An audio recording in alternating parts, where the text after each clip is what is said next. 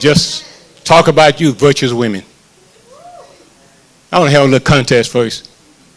I want the men outside.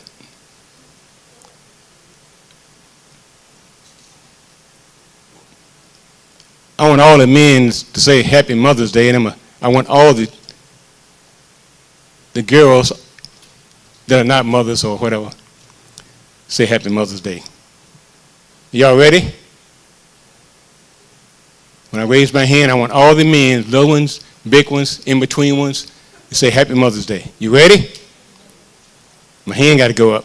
Y'all ready?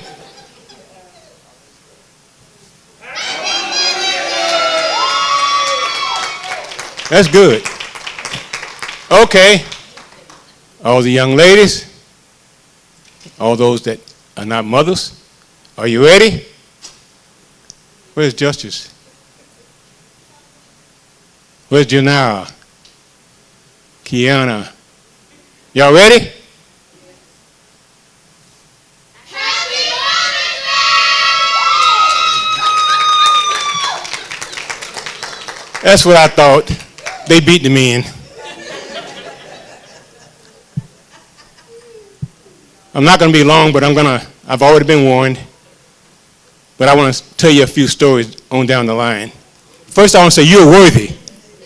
You mothers are worthy. You deserve respect.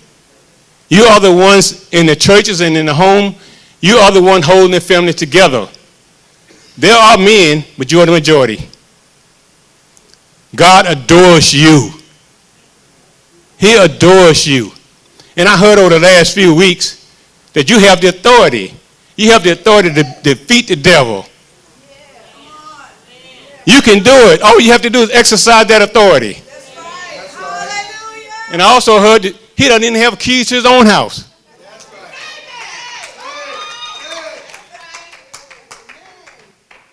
When you move, God moves. And we all knows what happens. When God moves, miracles follow. Now, I don't have much of a script, but I'm going to be all over the place, but we're going to talk about this. Virtuous mothers never give up. Your children get in trouble. Over and over again, you still love them. They contribute nothing, but you still help them. Now, I'm going to say one thing. There are men in the church, too, who are fathers and try to do the right thing. But right now, I'm talking about the mothers. Sometimes you hope that they will understand what you're doing for them. One day, you're just hoping. And sometimes they're totally disrespectful. But guess what? You still love them. You still hold them deep in your heart.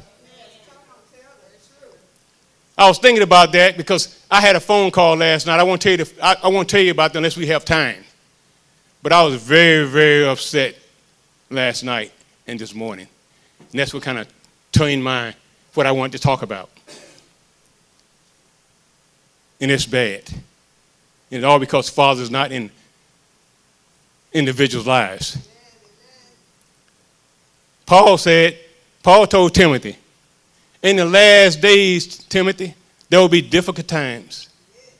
People will be lovers of themselves and their money. They will be boastful and disrespectful. They will scoff at God and disrespectful to their parents. They will hold nothing sacred. And I want to say something else too. That was a nice prayer rally.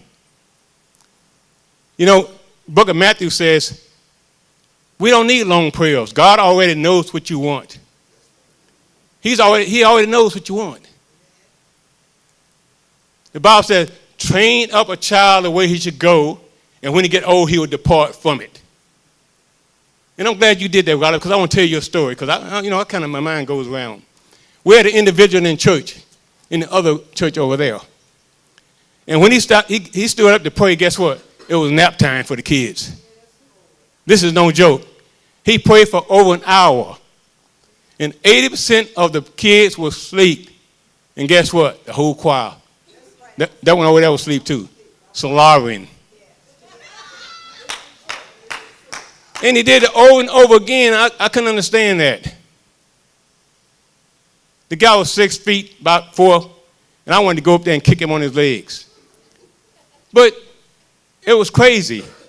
You don't have to do that. The Lord knows what you want, and we need to teach our children. While I'm there, I want to say something else, because somebody asked me a question. Why do you want men? Why are you always saying you want men in the church? Why do you want men to come into the church? Well, it kind of got misunderstood. I don't want men to come into the church to be on the pulpit. To be honest, the women got that taken care of. I hate to tell you that. I want men to come to church to set an example for their children. That's why I want them to come to church.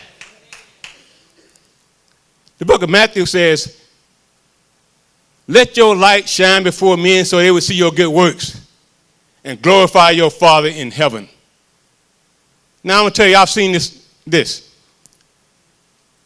Especially these young boys. They grow up and they come to church like Elizabeth. Remember Hunter? Hunter was acting a fool one day. He was just jumping around, moving his head and stuff. I wasn't going to tell you this story, but I just thought about it. He just moved his head and going, he's all acting crazy. All of a sudden, he just started whining. You know, pastor called him up. What's wrong with you, Hunter? What's wrong with you? Tell me what's wrong with you. She called him up here. He pointed over at Grandma. What'd she do to you? She pinched my ear. Good for him. I was clapping, laughing. But I'm going to tell you a little story why mothers are relevant. There was a big drug dealer. I was watching TV. There was a drug dealer. His name was Big Mike. Now, Big Mike was bad. The cops couldn't get him because he never touched the drugs. He had his underlings. I call them underlings. They call them lieutenants. They're underlings. They tried everything they could to get Big Mike. Big Mike was cool. He was about 6'3", 350 pounds. They ain't going to get me. Cops not going to get me. So they decided they're going to start putting surveillance on the underlings. One was named Little Man, and another one named Shooter and Trigger. All kind of crazy names, you know, for folks. Big Mike was still talking stuff. It's about Mother's Day. This is about mothers. Just stay with me. So Big Mike, he wasn't worried. Big Mike had all kinds of money. But he was cool, see? All his underlings, they had jewelry, cars, all this stuff. Big Mike, he wasn't flashy. He was just Big Mike. So the cops got the underlings, right? They started squealing like a bird. Put him in jail. 20 years. So they finally got Big Mike, brought him down to the police station. Big Mike said, you're not going to get me out. I don't like cops. Y'all crooked. Now, think about this. A drug dealer telling the cops they're crooked. Isn't that amazing? So Big Mike was still talking stuff in the police station. Get my attorney. You don't have nothing on me. Right? Get my attorney. So attorney came in. He talked to the district attorney. He finally told Big Mike, you're looking at 30 to 60 years. Now, Big Mike was bad. Oh, you're not going to get nothing on me. And they told Big Mike at 30 to 60 years, call my mama. Call my mama. I want my mama in here. Call my mama. Virtuous woman, see? So this little woman, now he's 6'3", 350 pounds. Here comes this little lady. She weighs 100 pounds, you know. I taught you better than this, Mike. Just tell them what they want. Oh, mama, they get me wrong, mama. I'm going to tell you, you know about it, though. See, that's what happens. See, you can't tell me mothers, virtuous mothers especially, not important. You remember George Floyd? Derek Chauvin had that knee on his neck. And I'm not trying to run him down because, hey, I felt sorry for him. I felt real bad, the man calling his mama. He was calling his mama while he was dying. So you can't tell me mothers are not important. And I can go on and tell you some other stories. I always watch those crime shows with these drug dealers. And I tell you, the whole lot of them either squilling or calling their mama. Okay, I want to read what a virtuous mother is. I'm going to say virtuous woman. I got some notes here. I halfway follow my notes. Just stick with me. A virtuous woman defined as a female with high moral standards, integrity, strength, and noble character. She is faithful, wise, industrious, and kind. She is a godly woman known for her inner strength, diligence, and devotion. Her core virtues include being trustworthy, industrious, generous to the needy, wise in speech, and courageous in facing the future. She is defined by her fear of the Lord, making her a woman of valor. These are her key virtues. Spiritually grounded, she fears the Lord and centers her actions on faith. All her actions are rooted in reverence for God.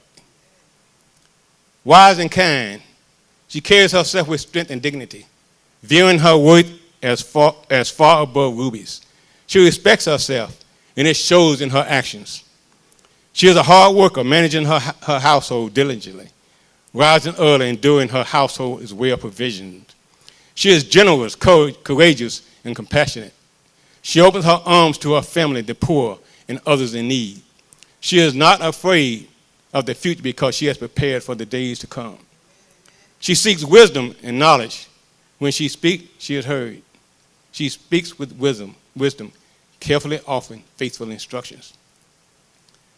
Now I'm going to tell you another story. I'm not going to run over time. And I know you want me to get to Ruth because she loves Ruth and I love Ruth. I processed into the base, Eglin Air Force Base, in 2014. Well, when I processed in, there was a young lady who processed in with me. Your father was the SART, drug abuse counselor. Now, this lady, she talks a lot about her mother. I mean, that's all she talked. She talked, I listened. There was never any two-way conversation. She was like this here. You could tell she was spoiled. I hope she's not watching this. You could tell she was spoiled. Her hair was made up and everything. Now, when she walked and she moved, I'm going to tell the truth. About 90% of the men watched everywhere she went. Now, I don't know if she was 36, 24, 36. Because I don't know, but I tell you what, they were looking. And like Dee said, I don't talk much. He knows that I'm not a talker. I talk to people in the church. But out there, I don't talk to folks. She wouldn't even talk to those men. She couldn't talk to me. I'm just listening. You know, long blonde hair and everything, you know. They're saying, who is that lady? I don't know. She just processing in with me because I really didn't know her. But she talked a lot about her mother. But they were looking at her. They wondered who she was. And the women, guess what? They looked like they despised her. I'm not lying. They looked like the woman had done something to them because I guess they thought she was looking good. So to make a long story short, I mean, she was nice to me. She said, where do you work? I said, I'm a program manager. I said, where are you working? Where are you working? I don't know. They haven't given me a job yet. She said, I don't care. I'm going to the beach. I don't care. I come down here for the beach. I said, okay, that's fine. Okay. Now, I saw her a couple of times. But the way she was dressed, everybody looked at her. So, bad thing happened. I was on an interview panel, and guess who comes in? The woman was smart now. Don't get me wrong. She comes into the interview. Y'all saying, what this got to do with mothers? She comes into the interview. I'm not lying. She answered every question. She was smart. She knew the job better than anybody I've ever seen. But she was dressed wrong. And the problem was, there were all women on there besides me. So I said, man, that's a shame, you know. Because guess what? What's your score? I gave her a whole 30. Gave her a 30 score. That's the highest you could get at the time. They didn't give her the highest score. The person who got the job wasn't half as smart as she was. Nowhere close. I was angry. But guess what? The thing they look at is the whole person concept. She had a short sleeve dress, right? Everything hanging out. But she was smart. I was heartbroken because she should have gotten a job. Now, the other, not only that, check this out. She was friendly with me. They're telling me she couldn't be too prejudiced. The other person was a jerk. I knew the other person. The other person got the job, was a jerk. So, shoot on to a few months later. I'm getting there. But I want you to hear this because I was hurt. I'm not lying. It broke my heart. I thought about this. When I tried to defend it, so, well, you know, she shouldn't come in like that. We don't want nobody briefing the general looking like that. And I understood that, but I was still angry. Well, somebody needs to talk to her. That's me. Fast forward, I saw her a few times. So one day I was in a restaurant on the base. She comes up to me, and I had just did a brief for the general, but I had my wife tell you, 19 nations what I managed. So I was all stressed out. I wouldn't say stressed out, but I was too busy for this crazy stuff. Didn't have time for it. She comes to me and says, oh, you did a good job. You're always serious, but you never smile. And started playing with my tie. So you invaded my airspace now, so if it had been other time, I'd have been okay, but I didn't have the time. Yeah, you always looking nice. So anyway, the restaurant closes early. I'm going to tell you what restaurant it is and all that because, you know, I don't want her to, you know, I don't want to talk about it too bad. So make a long story short, I say 90% of the men in here probably want to sleep with you. I said 90% of the men probably want to sleep with you. I said, but guess what? None of them want you to be their wife. You don't dress like a godly woman, you dress like the world. She was angry. Her whole face turned different. I mean, like turned red. She was hot. Next day, she calls me up. I'm ready for it, you know. But I had to tell her. Because I felt bad for her. She was smart. She didn't have anything. She had stayed where she was, she would have still been, if she had never gotten promoted, the woman would have been fine. Not a problem. Okay? So she called me up. She said, you made me cry. You 45, 48 years old and I made you cry? You know, yeah, I knew I was wrong. I should have did something, but I would have told her the same thing again. You dressed like the world. She said, but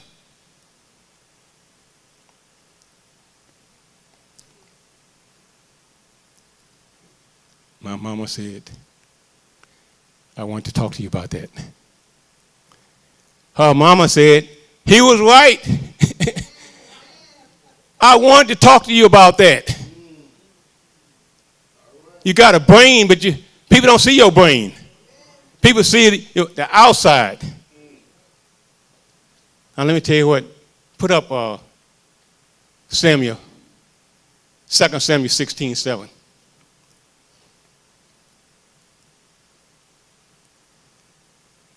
And I got some notes here, but 2 Samuel 16:7, while she's getting up, you can see it some other time. 2 Samuel 16:7 says, man looks on the outside. Is I got the right one?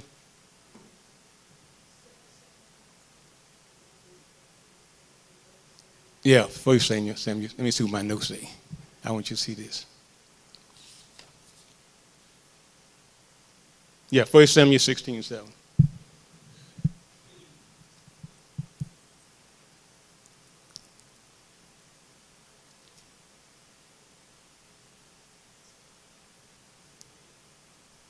What are you trying to say here? Man looks on the outside, but God looks at the heart. God looks at your love, your faith, and your kindness. Proverbs 31 says, and I should have told her this. Proverbs 31 says, beauty don't last forever.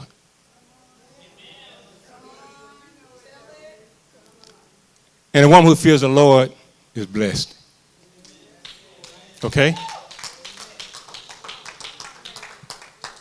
I'm going to say something else about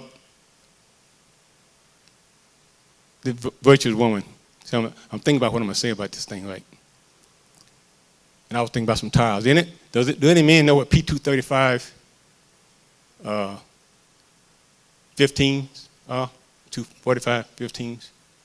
But I'm going to tell you a story. First, let me say this. Virtuous women think before they give advice. Or they should think before they give advice. And I see this all the time. Women run to another woman. Oh, I got this problem. They go tell everybody the problem. Then go to the next woman. Oh, don't tell Susie. Then she go and tell Reba. Don't tell Reba. I see it. Then everybody knows your business. Then you get in the business and try to tell everybody what to do.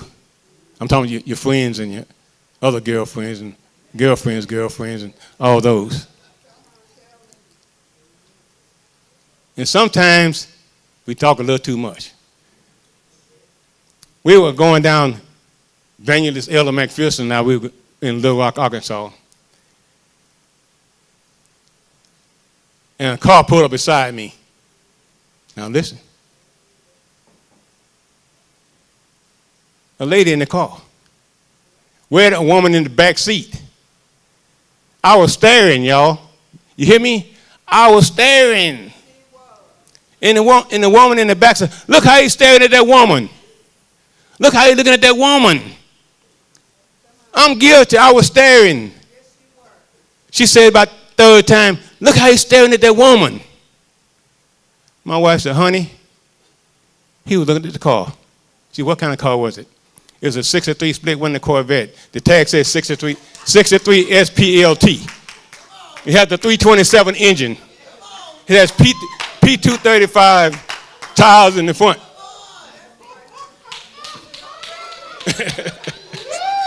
P245s in the back. That's what it says. See, fishing is not my first hobby. It's just one of my hobbies.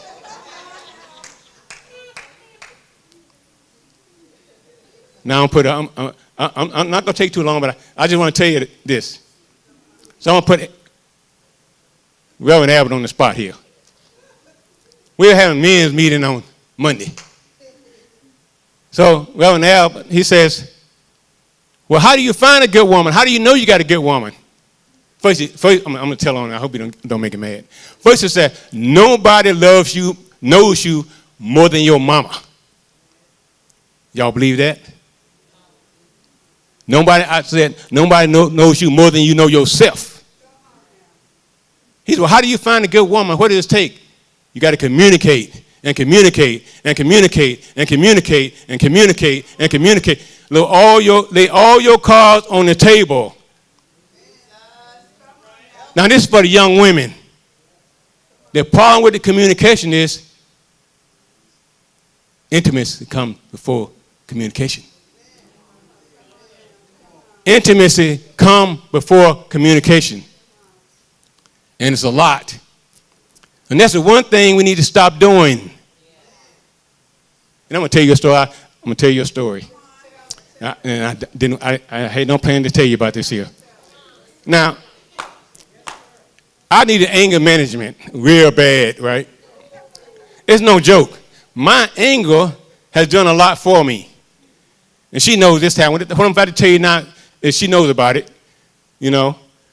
So I worked 16 hours a day. We were TDY. All right? And I don't know what happened. But anyway, I went, laid in my room, got in my bed. Young lady came in, birthday suit. Now my birthday suit. You know what I did? I got angry. Pulled the cover back on over my head and went to sleep. She knows about it. She talked to her. And I'm saying this for a reason. We got to watch what we do. We got to hold out on the things we do.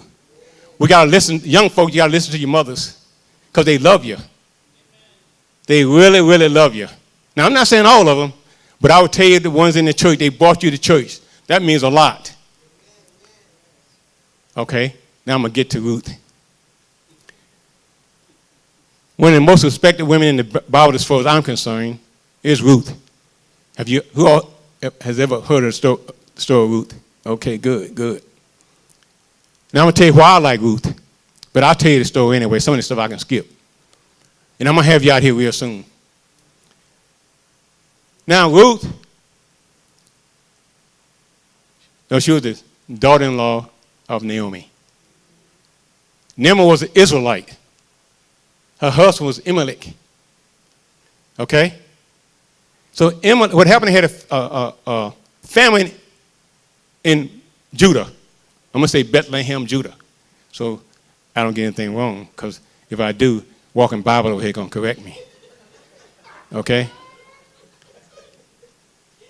So they had a family, so he decided to take his 2 young sons and his wife, Naomi, to Moab. Now, if you know your Bible, you read anything about the Bible, they never got along before. Never got along. They fought people. They fought each other. They hated each other at one time. So anyway, they go to Moab. And I'm going to skip some of this stuff. Naomi lost her husband and her 2 sons, who were married to these 2 ladies, her daughter-in-law Ruth and Oprah. You had to have status wherever you were back in those days. You didn't have no husband or somebody to help you. Yeah, you were headed for poverty. So Ruth heard that, okay, in Bethlehem, the grain and everything is growing. There will be bread. The famine is over. So she tells her 2 daughter-in-laws, say, hey, y'all go back to y'all homes in Moab. I'm going to go back to Bethlehem. Ruth said, no. I will go where you go. I will live where you live. Your God will be my God. When I die and you buried, I'll be buried with you. Where you stay, I stay. So Ruth made a covenant with Naomi. Now think about this. Naomi's old. I'm not saying she's real old, but she was old. But she was looking out for these 2 girls. So Oprah, she decided to go back to Moab. Ruth was dedicated. She said, I'm going to stay with you. I'm going to take care of you. Which meant a lot to me. I'm going to take care of you. But guess what? She still listened to Naomi. So she wanted to go to the grain field. These 2 sitting up in the house. Right? Somebody got to do something. So Ruth come to Naomi, the older lady who wasn't working or doing anything, asked her permission if she could go out there and glean, which means pick up the leftover grain, the barley. Okay?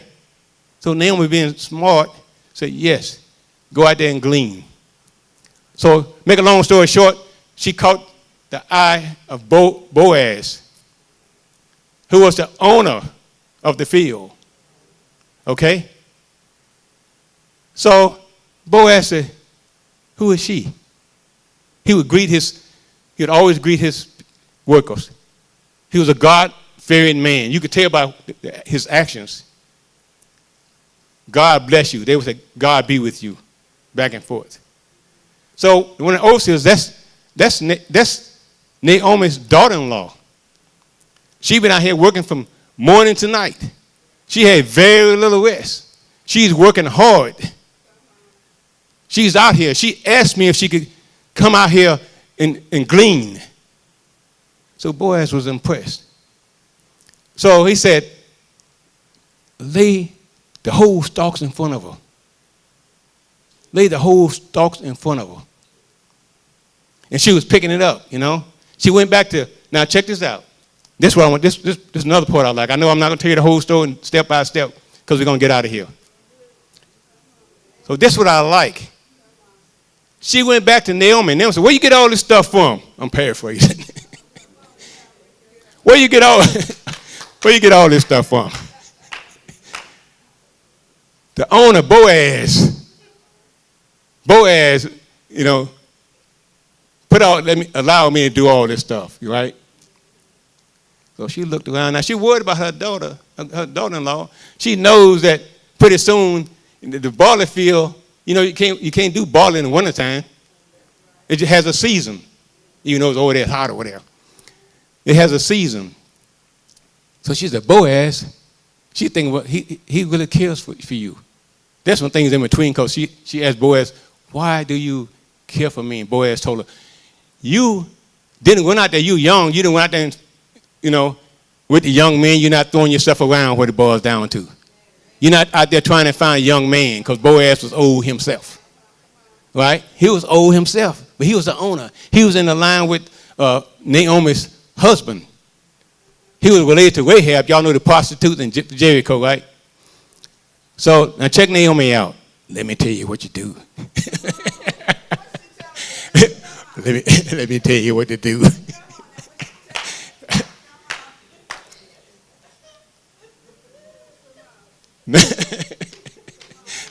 Now when they're down there threshing, he's old. Look at all the threshing, you know. With me taking the grain from the flax, chaff, they call it chaff. So he's gonna be over there drinking and all this kind of stuff. You just go down there, don't make yourself known. When he goes to sleep, take off his shoes and lay down at his feet. See, the point I'm trying to make is she listens to her mother-in-law. She didn't have to. The woman wasn't working. It's like men arguing with women. I don't know why men arguing with women and the woman not working. You paying all the bills. So I'm just telling you the truth. you paying all the bills, they going to argue with the woman all day long. Crazy. So, but she listened to Naomi. See what I'm saying? She listened to her. She went back, asked for permission for everything. So to make a long story short, Boaz finally married her. And she's in the line with David and Jesus.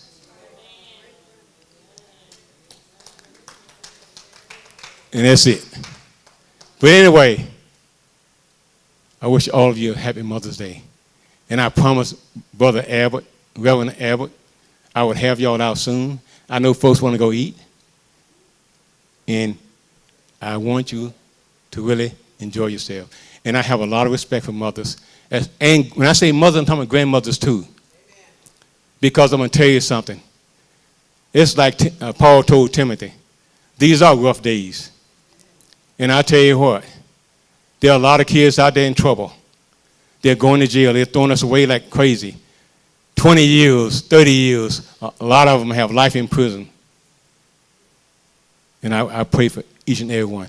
But I said I'm going to tell you a story. I'm sorry. I'll be a few more minutes. I'm not going to be like Pastor Stephanie, my wife, and some of the others. But they'll say, hey, I'm one more scripture, and you're still here for 2 hours. and 2 hours later, you're still here.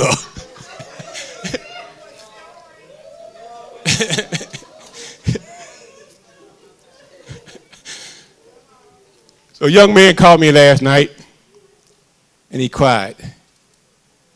He cried forever. He said, I wish I had a father like you. He said, I never had a father.